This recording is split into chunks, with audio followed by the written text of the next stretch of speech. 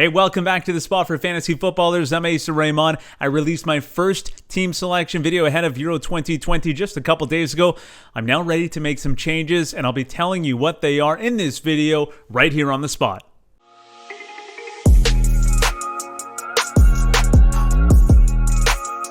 Well, that last video, my first selection video, is the most watched video on the channel, so thank you for your support, for checking that out, and for everyone who's come back. Thanks for joining me once again. In that initial selection video, I did take a few risks. I might go a little bit safer. I might get even riskier. We'll see how this pans out. I will be making some changes. Obviously, wouldn't be making this video if I wasn't planning on making some changes. So let's get a look at what the initial 15 looked like, and this is the team that I built just a few days ago. I made that video and explained why I made all of these selections, so check that out if you haven't seen that video already. I'll quickly go through it though. Kasper Schmeichel and Hradecky are the two keepers that I selected. I will be changing one of those because they're obviously playing against each other in this first match day. And then to the defensive core here, Andy Robertson, Alexander Zinchenko, Hinteregger, Wijndal, and Klosterman on the bench.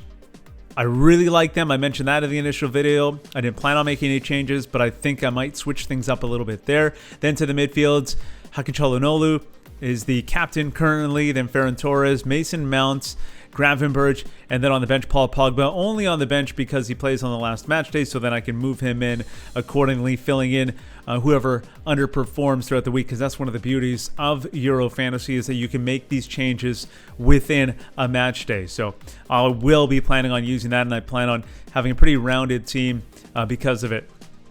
Up top, Memphis Depay and Kramaric are the two that I've slotted in right now. Cristiano Ronaldo playing later in the week, so he has the opportunity to move in as well.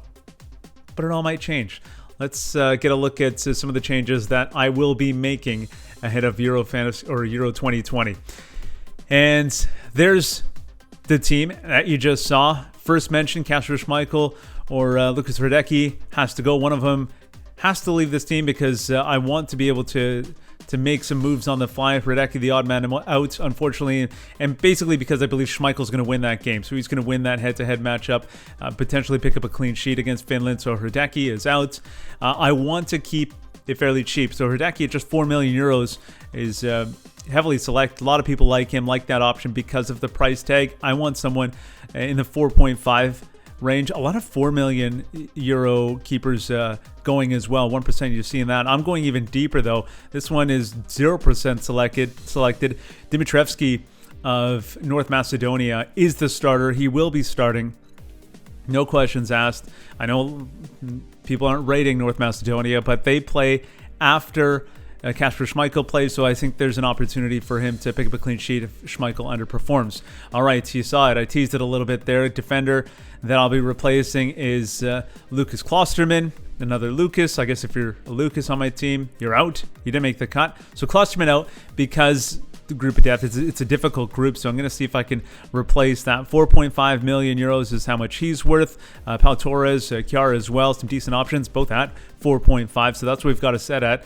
Hinteregger already have, but Alioski, again, North Macedonia, another North Macedonia player that I'm picking here, and I'm picking him because he takes pens. I love that upside, and if you watched the last video, you know that I like the attacking options or the opportunity to score attacking points from my defenders. All right, Gravenberch, a lot of people questioning this selection. Yes, just 1% selected, so let's see what I can do and get instead of Gravenberch, who's only 5 million euros. So let's set that limit at 5 million euros and see what we can work with and get in as a replacement for Gravenberch in the midfield.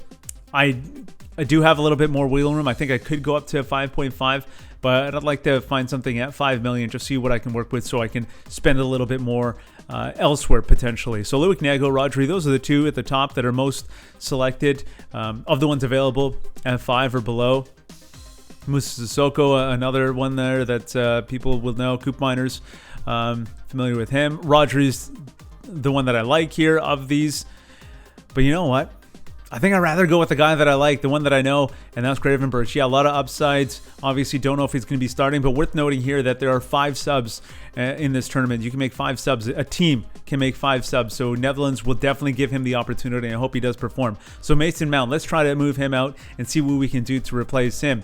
That was limited to 5 million euros. So now let's open this right up. 7.5, I believe, would be the limit, the max that I can spend now on a midfielder here.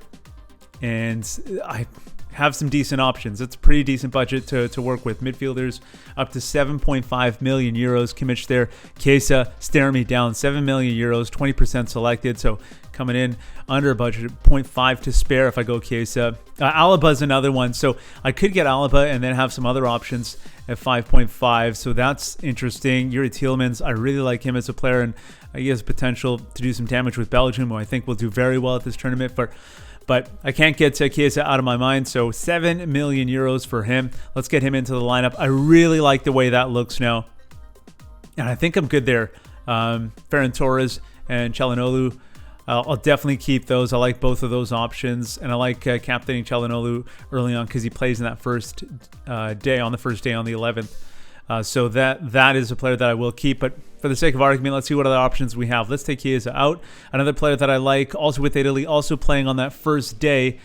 And I don't know what the starting lineup's going to be, but I'll get a chance to see it before I lock in these selections. So if Berardi starts, he's only 6 million euros, 3% selected, and I like his potential. Plays on the right side, cuts in onto his left, his favorite foot, and it just gives them something a little bit different, very dynamic player. So then we have a little bit more room to work with, and Gravenberch can come out now.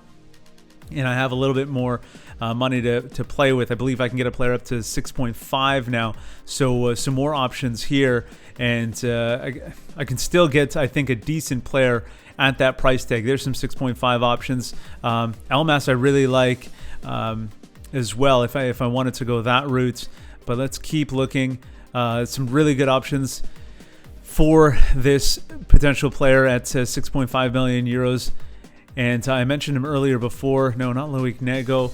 De Jong's a little bit too much. Tielemans, I think, at 6.5 is a great option. So that's what I'm going to go with. 13% selected. So I get Tielemans now with Berardi, if Berardi starts. And I'll find that out before I have to lock in my lineup ahead of kickoff, ahead of the deadline. And that is right at that Italy versus Turkey kickoff. So I'm going to play that down to the wire. But if I had the choice, if I had to pick, I'd go back to that original 15 that I had with Gravenberch in and Chiesa as the other option. So that would be the midfield that I'll be working with for the time being. And again, I could make that last minute switch.